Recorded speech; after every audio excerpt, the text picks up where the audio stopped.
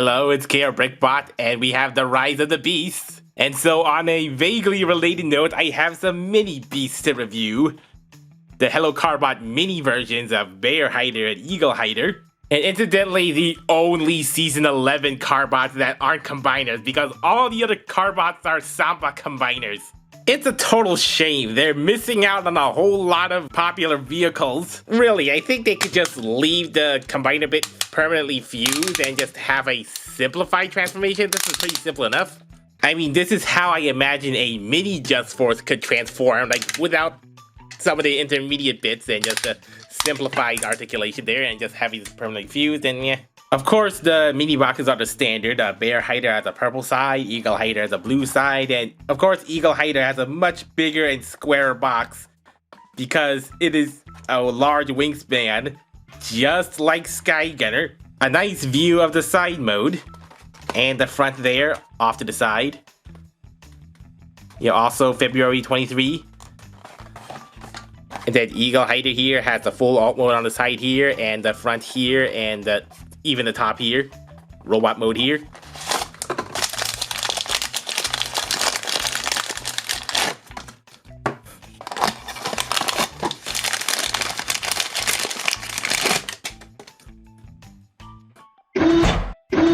Looking at the mini Bearhider first, well, yes, it is a nice, perfectly downscaled version of this polar bear, the Carbot polar bear.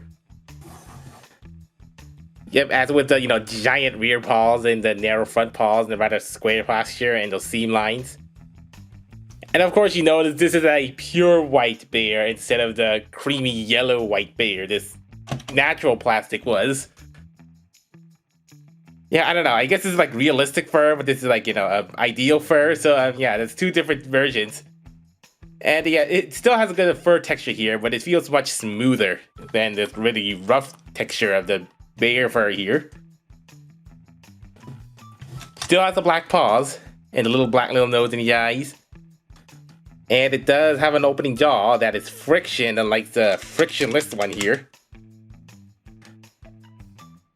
And in beast mode, of course, it's a brick of a beast, so both of them have pretty much the same articulation, really. Except for the rear paws for transformation, other than that. Yeah, it's perfectly downscaled with a noticeable change in color. For Bearhider's transformation, the legs are much more simplified than on the bigger toy because that's it for the legs. And then the upper area should be just about the same with only these front flaps with no flaps from either side. Turn the wrists. Then yeah, the weapons attach in the same way. Side and side, and helmet down. That's about it. Mini Eaglehider is also a nice little downscaled eagle from the big Eaglehider. Although working with only two plastic colors. As such, it only has a pure white eagle head and the robot limbs and the feet. The feet. White eagle feet. Guess they didn't have enough budget for the yellow plastic or painted feet. There's yellow painted beak, while this one's plastic. Yeah, but I guess the eagle plumage is nicely defined here. Well, because, when something is smaller, you'll see the lines more prominently, obviously. Yeah, could have used a painted tail. And yeah, this connection is pretty loose. Yeah, also, plumes. Yeah, the plumes don't go all the way here. Yeah, this is also pure white instead of the yellowish white. And the eyes, I guess, while the big Eaglehider had cartoony eyes, this one has pure black realistic eyes. No, eagle eyes don't really look like that. Yeah, that's what you expect for a mini Eaglehider. And even though it still has robot arms there, it does look a little thinner. Maybe Eaglehider's transformation should be pretty similar. Like just folding over on those inverse pegs. Yeah, the unsightly peg is right on the eagle's chin. Yeah, just like fold one over here and then over here and over here, like three-way. And then yeah, arm down, and then feet right this way. That's it for the legs. And then take the sword accessory. 4 class transformers, and a mini coon. This is getting repetitive, but they are great representations of the bigger bots. Minus some colors with their simplified plastics and the articulation, of course. Yeah, but if you look at the rest of it, they're pretty much tiny spitting images. Of course, not quite. Mini Bearhider is looking awfully plain blue, with a little bit of a black midriff and a gold collar, all gold. And of course, a much more simplified legs and giving it a very much a different appearance. And that is a blue head instead of a black head. And that is very much a darker shade of blue. Articulation should just be about the same. The little bit of upward. The transformational butterfly. And the ratchet around. And a little elbow there. And a little outward. And feet, legs. Nothing in the back at all because of all the kibble stuff. Just like this, but no knees even. Only like this. Yeah, so the upper arm articulation's almost the same, but limited legs. Just really weird legs.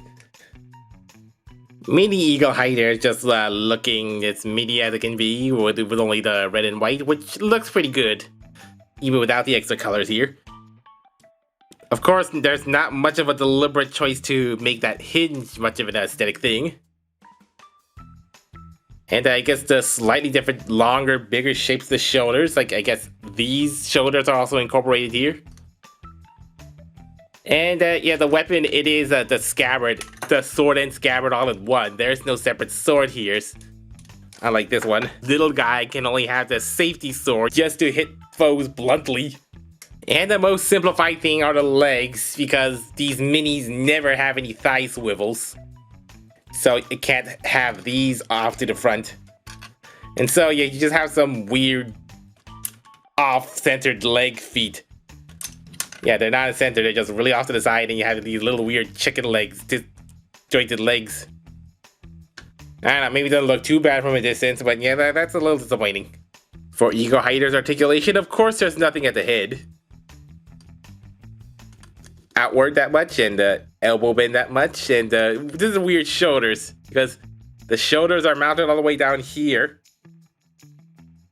And they can go all the way around, unlike these separate shoulders. Yeah, but there is a locking tab that gets in the way, like a good articulation, so it always is slightly tilting inward.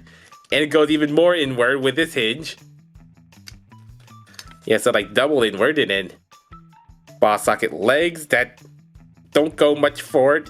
Yeah, you can kind of force it there, but that'll probably stress it. Now just mold it, mush it. Yeah, ball socket outward this much. And a limited obtuse knee, unlike these knees. And absolutely stiff feet. 4 class transformers, and a mini coon. Yeah, pretty similar verdict as the other minis. These are good downscaled pocket-sized toy monies. These are good downscaled pocket-sized versions of the characters, with the expected limitations and simplifications. And if you can't afford the big ones, you could just get these little ones. But if you can get the big ones, then I don't think there really is any reason to get these small ones other than the size. I guess their beast modes scale better with other things, if the alt mode scale takes absolute priority. But it's kind of significant these are the very first mini beast Carbots, because they were just part of the seasonal lineup. But I mean, I really would have liked to see mini versions of the Dino Carbots or the Omphalos Island Animal Carbots. I mean, yeah, since they opened the door for this, maybe they could go back and do that. Though I don't know if they will. So that's all until the Season 12 Carbots get the mini treatment next year.